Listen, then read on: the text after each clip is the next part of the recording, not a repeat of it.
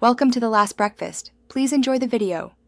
You're starting with the workbook open and a clear idea which row is your header, usually row 1. Once you click the row immediately under the header, row 2, you're positioning Excel to freeze everything above it. Make sure no cells are actively edited. Click a cell to exit edit mode. This selection tells Excel where the split will be. Once set, Excel keeps the top section visible while you scroll, which is exactly why we pick the row beneath the header.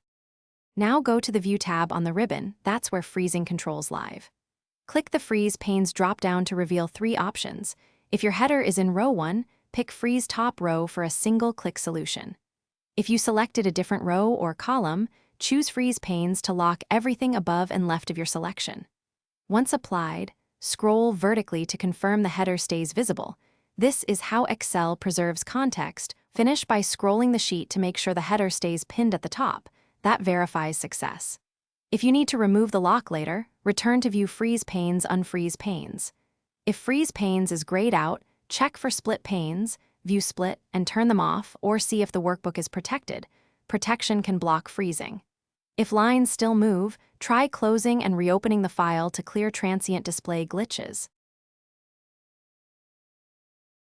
Thanks for watching. If this was helpful, leave a like and consider subscribing. See you next time.